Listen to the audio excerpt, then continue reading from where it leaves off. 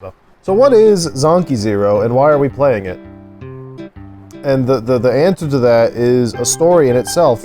So I was asking my weeb anime friend if there were any games that he knew of similar to Phoenix Wright, since I had played all the Phoenix Wright games and I loved them so much and I wanted something with that same like gameplay as Phoenix Wright. He suggested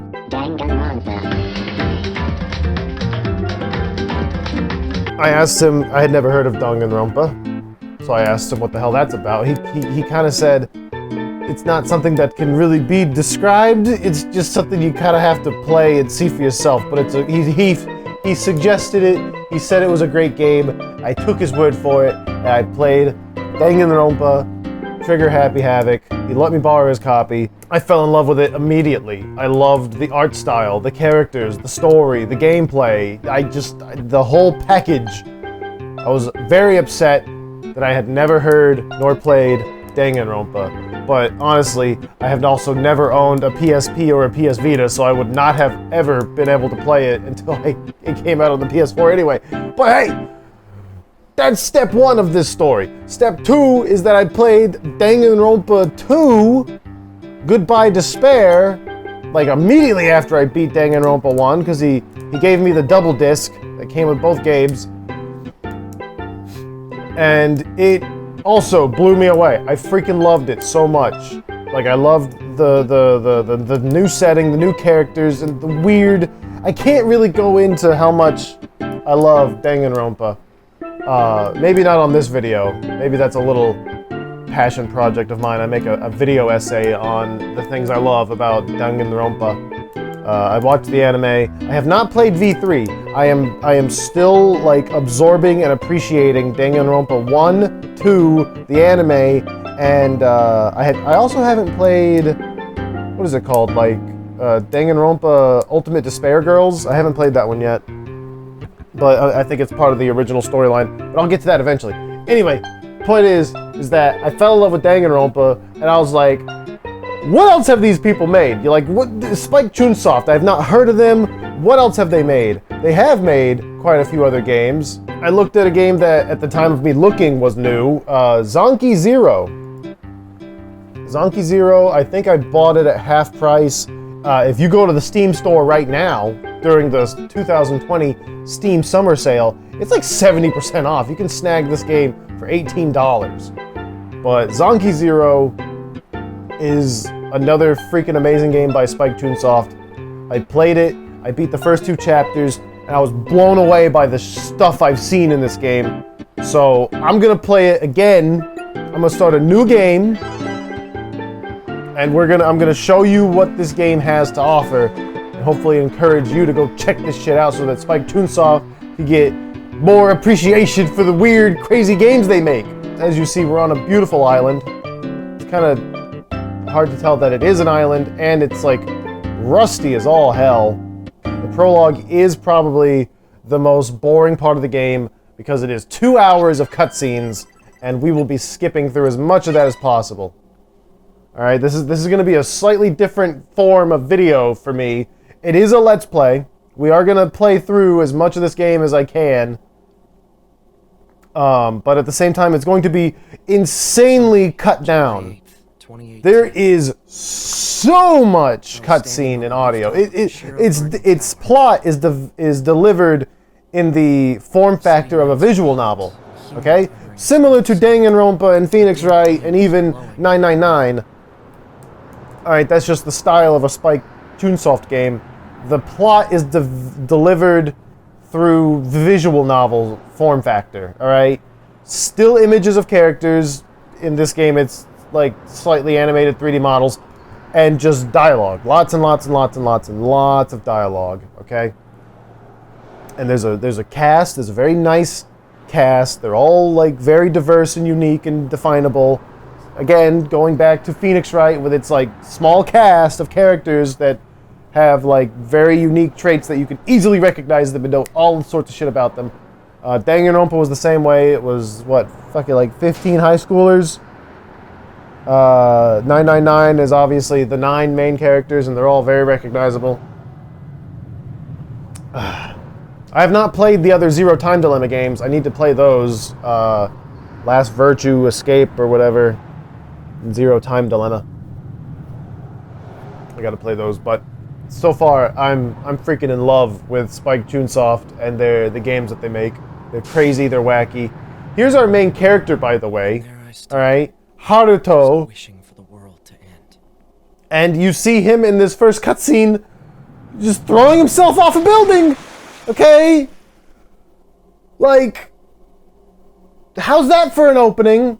Here's your main character, man. He looks like a salaryman. He looks like a businessman. He hates the world and he throws himself off a building. Oh my goodness. He's not a high schooler, all right? This is going to be as crazy and dark as Danganronpa is. Zanki Zero is like a slightly different flavor of dark, okay? We just saw one of our main characters just throw himself off a building for crying out loud. And that's how this game starts. Because Haruto tried to kill himself because of something he did. We'll learn what that something was throughout the game. That's what's cool about this game. You learn about these characters and their trauma and their mistakes and their character development and growth and stuff, and they become better people for it. Never mind the fact that it's like still dark as hell, the situation they're in, but at least they have become better people. And so instead of finding himself in the afterlife, main character Haruto finds himself in a body of water. And he's hearing weird noises and lights and stuff, and he doesn't really know what's going on. So Haruto wakes up and he sees this shit right here. Look at this, alright? You see skyscrapers, landscapes, a city skyline, tilted at like a 75-degree angle and sticking out of the ocean.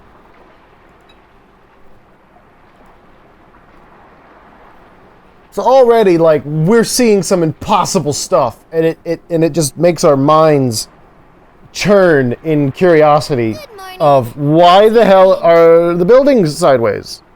All right. Haruto. And who is this blonde chick with the fucking broom handle arm? We meet at last, Haruto. So there we are, Haruto and Sachika. And the blue sea. Haruto is...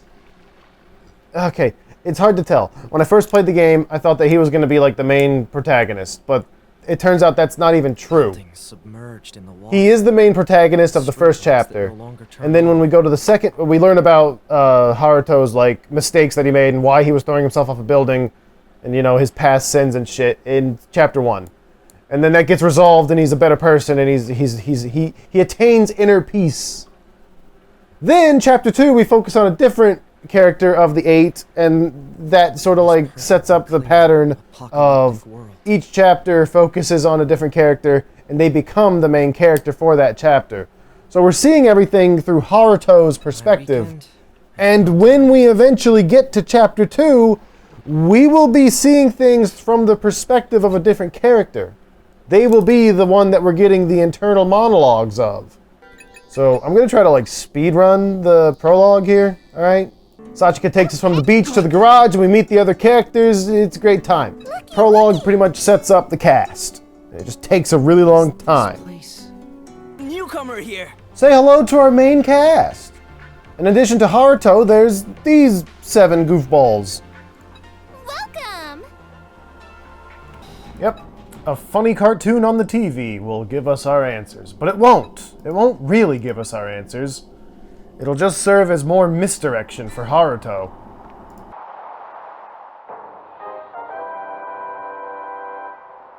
Hey, kids! It's time for Extend TV! We're here to make sure you all survive on this Earth that's now been reduced to ruins. Now it's time for your next mission. Let's make a toilet, okay? Go! Don't look at my butt! Bye-bye!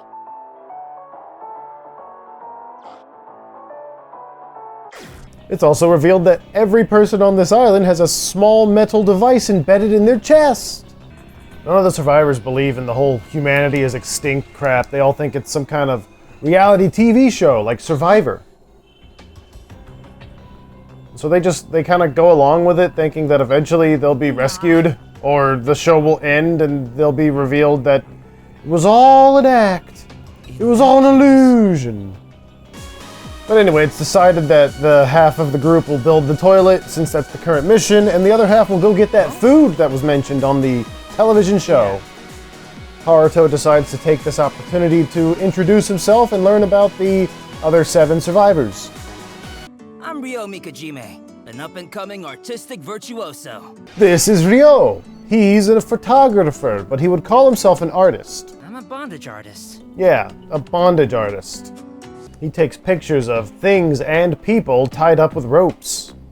But don't worry, he claims that it's not for porn. Yeah. It's totally, like, legit. It's not sexual in any way, I swear. Just normal bondage, totally wholesome bondage. I promise. Nothing dirty there. Oh, my name is Rinko Susukino. I work at my family's flower shop. Rinko is a florist and an upstanding citizen. Or is she? So that's the thing about this game. No one in the prologue is telling the whole truth about themselves. And having played chapters 1, 2, and about half of chapter 3, I can tell you that Haruto's got some shit going on in his life. Zen definitely has like a bunch of bullshit going on in his life. No. I'm sure that once we get to Rinko's chapter, we're gonna find some really saucy secrets that she didn't want anyone to know. But until we get to that chapter, all I can tell you is that she's a florist, and she's quite boring. My name's Mamoru Ichio. Believe it or not, I'm actually a doctor. This giant slab of man is Mamoru. He is a bodybuilding doctor. He is literally a gentle giant because he is the most, like, emotionally supportive character here. Very focused on physical and emotional love. I am Yuma Mashiro, the woman with the childbearing hips. And we go from the thickest boy to the thickest girl with Yuma. She is the heiress of a multi-trillion billion dollar company. Even though she's rich beyond measure, she believes in fairness, so she wants to, like, do her part in the survival effort. Which is cool. I like Yuma. Yuma's by far my favorite. I'm Sachika Hirasaka. Nice to meet ya. This is Sachika. She appears to be the youngest survivor, but actually she's about the same age as all of us. Looky. And she's a genius, I think, because she drew up these rocket schematics to build the toilet for. She also may be hiding the most devastating secrets of the entire cast. I don't know, but she does weird stuff sometimes. She may have a split personality. Also, her X key is different. I'm Zen Kubota, a farmer from a countryside deep in the mountains. Nice to meet you. This friendly guy's name is Zen. He's a farmer. He's a model citizen with no anger issues whatsoever, I swear. I'm Minamo Setouchi, a 25-year-old Ryzen police sergeant. This fine lady is Minamo. She's a police sergeant, and she's kind of like a big sister character. Always willing to take care of everyone else. And there I stood, just wishing for the world to end. Which brings us to the actual final character, Haruto. He's the editor of a, like, magazine, I guess. And we saw him try to kill himself at the beginning of the game. So that's what we know about him for now. So anyway, these 8 losers are stuck on this island and they gotta fight for survival. Step 1. Well, actually not step 1. Turns out that a lot of stuff happened before Haruto woke up on this island. This is probably like step 6 or 7 for them, but it's step 1 for us, the player. Build a toilet and gather the food that was left by Extend TV. How they left behind food? I'm not quite sure. But Well then. a wild goat has appeared on the island. And we're gonna bludgeon it to death in the combat tutorial.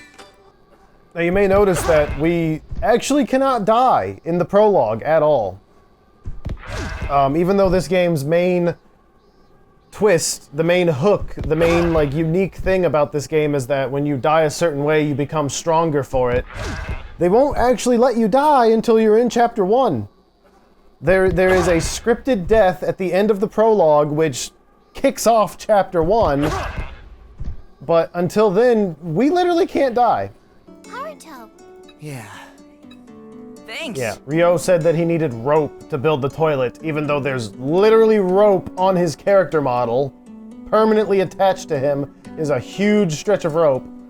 But no, that's his special bondage rope. He wouldn't use that for the toilet.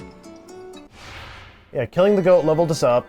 So we have to spend our 1 skill point on the reformer skill so that someone on the island can build things, and then we get more tutorials about how that works, and it's just really annoying, and the prologue is, again, the most boring part of the game. Boring part of the game. Not of the story, but of the game. Alright, obviously this Zanki Zero is split up into game and story. So while the prologue is the most concentrated form of story, it is also the most boring part of game. So take that for what you will. So yeah, we learn how to do the reformer. So someone on the island needs to know the reformer skill in order to build stuff. The higher the level, the more stuff you can build. Luckily, we only had 1 level needed for the toilet. And voila, we have le toilet. Anyway, Extend TV's back on, which means we've got a new mission. Found it. Honestly, Extend TV drives the plot forward, because if they didn't continuously pop in with new missions, we would just wait for goats to show up on Garage Island and kill them for food. But don't worry, Extend TV's got missions for us to kind of drive the plot forward.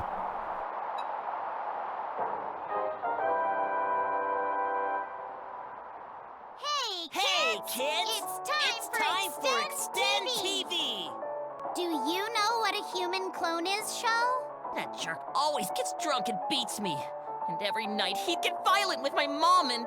Well, that got real dark real fast. Your original body died on the Day of Reckoning, but your mind is still on your belly.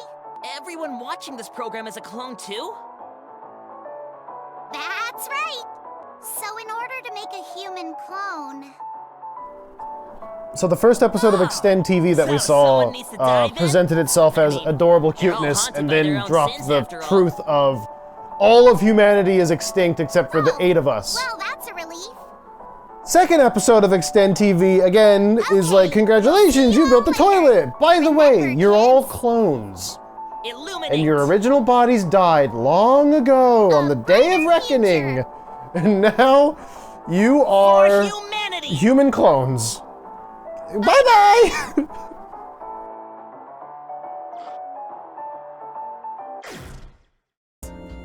Oh yeah, and Mamo fucking just made a fire with his bare hands. Like, with raw muscle power. He just JoJo or the damn wood until it burst into flames. Zen, being who he is, you know, straight to the point, serious type, brings up who's gonna die. And nobody really likes him for that, which doesn't make sense because our main character was introduced standing on a rooftop committing suicide. And, you know, like everyone else here is on a similar level of mental scarred that they would be okay with that. That's like the point of the game. You discover their past sins, overcome them, and they become better people. But right now, everyone is full of regret and sadness and crap. Despair. Ultimate despair. See? But Zen's like, yo, whatever, I believe it, we're clones. Not like I got anything to live for anyway. Whatever. And then he tries to, you know, off himself with a big shard of glass. But Minamo, being the big sister character, she's like, oh, hell no, you ain't dying. Not today, Buster. Again, no, everyone here is a stranger to each other. They don't remember how they got here on Garage Island, but they all remember their, like, life before they got to Garage Island. And what bullshit is stewing up in their past. Which again, I say again, the prologue introduces all the characters, and none of them are telling the truth. Everyone is telling half-truths. Alright? Sachi. Haruto is an editor for a magazine. But also, Zen is a farmer from the countryside. But also, like, that the but also is what you learn when you play their chapter. We've confirmed Haruto is so guilt-ridden that he tried to kill himself. Zen also just said that he wasn't joking when he said he'd be okay with dying, because he lives with regret from his past. So we can gather that the other 6 are in a similar situation. They might not admit it, because they put on the, you know, the brave face, like, oh, we'll get through this together, guys. But on the inside, in their brain sphere, they're miserable. Until we play their chapter and overcome the trauma, and that's what's interesting about this game. Spike Chunsoft makes fucking great stories. Wake up, Haruto! You even there? Yeah, I'm here. I'm getting up. Next morning, Haruto wakes up and, you know, Ryo is saying that there's something weird on the horizon. Minamo's hand is miraculously cured, which, again, sort of supports the idea that they're clones with advanced cellular generation. But anyway, that's not the important part. There's another floating island nearby, and there's even a sandbar connecting Garage Island to this new floating island so they can walk to it. Amazing! Ryo the coward doesn't want to go to the island, but pretty much everyone else does. Let's go! And so it's decided to go to the new island, because Extend TV told us to.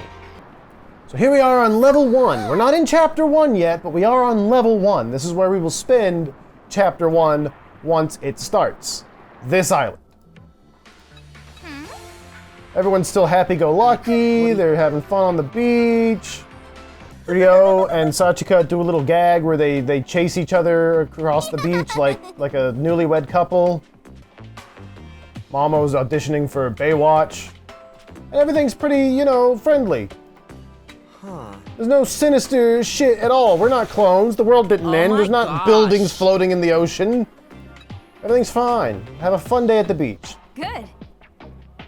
Haruto recognizes it as the building that he was actually standing on at the beginning of the game. The very one that he threw himself off of, and he wound up on Garage Island. Yeah. Mashiro Garden Tower. What? This is it. What do you think? So again, supporting the ongoing theory that this world has been annihilated and we are the last surviving humans, but are also clones. Yeah, here's Mashiro Garden Tower, where Haruto used to work, and, you know, where he was going to end his life. And it's just an old, dilapidated building now. Minamo also says, like, yeah, this place does kind of look familiar. I used to patrol around here. Yeah. Everyone starts to, like, agree with that notion. Like, yeah, this does kind of look like the big freaking Mashiro Garden Tower that I've seen a million times. Damn it. Oh yeah. Rinko's not having any of this, though. She does not want that to be true. Come on now. Ryo probably doesn't either. None of them want it to be true. They're still believing that it's a game show or reality show, despite contrasting evidence. They head inside, where again, Haruto and Minamo, they recognize the building, of course. Everyone else is like, well, I don't fucking know any different. But if you guys say this is the building, then this is the building. I guess the world ended. But Rinko says, no! I don't believe this!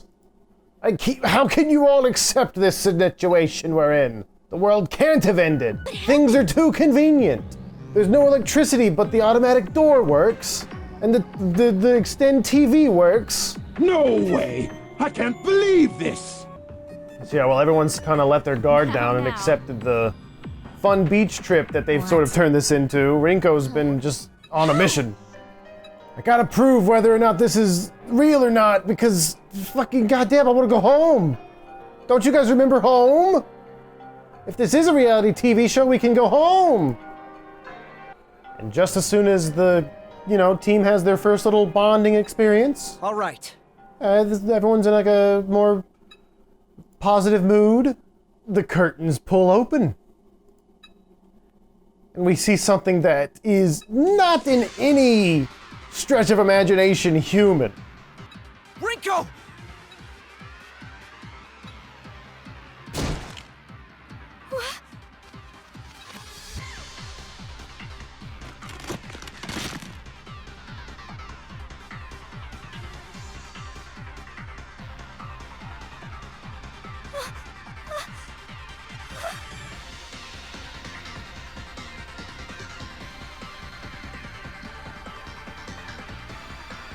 Again, we're getting this from the perspective of Haruto for now.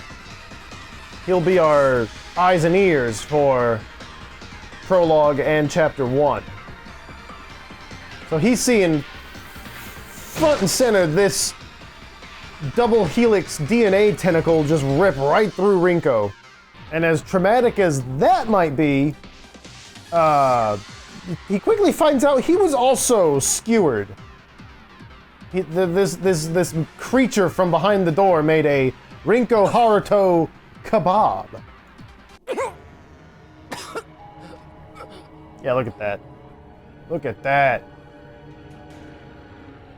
There's a giant fucking gaping hole right through Haruto, and you can see through it too. This ain't censored like fucking Dragon Ball or One Piece or anything. It's real. It's not real. But it's something you wouldn't expect from a game that looks so colorful and friendly. Alright, a couple minutes ago we were watching a cartoon about a sheep and a little boy just talking about how, like, fun they're gonna have surviving. And now there's a giant hole through two of our characters. Run! And the last thing Haruto sees before he dies is this shit. Rinko, like, disintegrates and, yeah, fucking nightmare fuel, am I right? I love it! I love stuff like this. Even Danganronpa with its, like, over-the-top executions, they mostly censored it. You don't actually see them being torn to pieces and bloody and shit. So in that aspect, Zanki Zero is a little bit better than... What's your name? Than Danganronpa, at least on the, like, you know, not pulling back any punches aspect. Me, Sachika. Haruto Higurashi.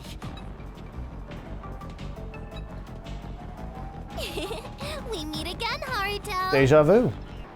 Same as when we first woke up on this island, Sachika says we meet again. And now here we are waking up again. But I'm a child! This was the beginning of the game that put humanity's fate on the line. These are our sins, our punishment, the reason we were left in this world. Is a question still left unanswered.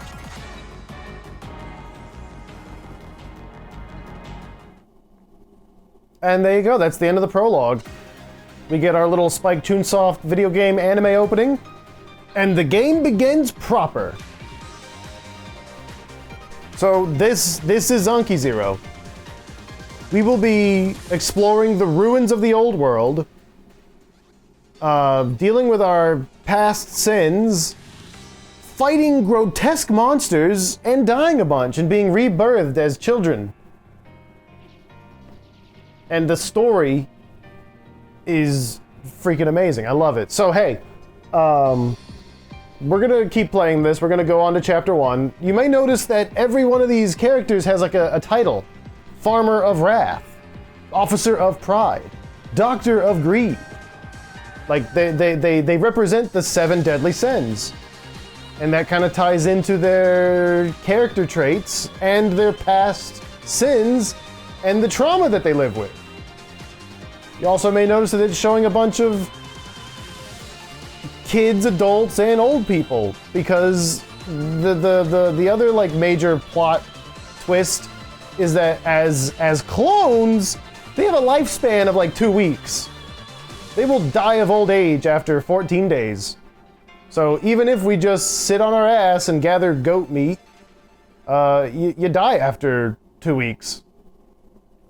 So we have to keep pushing forward, explore the ruins, all that nonsense. Yes, I would like to save my current progress. We're gonna come back for chapter 1. Uh-oh. Okay, you know what? Literally the game just crashed. I did not plan that at all. Huh. Alright, yeah, like I said, we'll come back for chapter 1. The prologue isn't technically over because I consider the prologue and the tutorial one and the same. And while we're technically about to go into chapter 1, there's still a good bit of tutorial. But we'll come back for that. If you're interested in this series and this game, you get your butt over to Steam right now. It's on sale for like a pittance. I'm not even joking. I think it's 70% off right now for the Steam Summer Sale of 2020. And if you watch this video way down the road and it's no longer on sale, just keep an eye on it. It'll dip down to like half price again and pick it up, and it's amazing. It is also on PS4. I have not tried playing this game with controller because it doesn't seem intuitive. You have to like aim at certain enemy weak points, and you have to click on items that are on the ground, and I just don't know how that is controlled when you can't move your mouse about. So, if you want to give it a go on PS4, it's there. I would prefer the PC version just because the mouse control scheme fits a lot more with its aiming mechanic.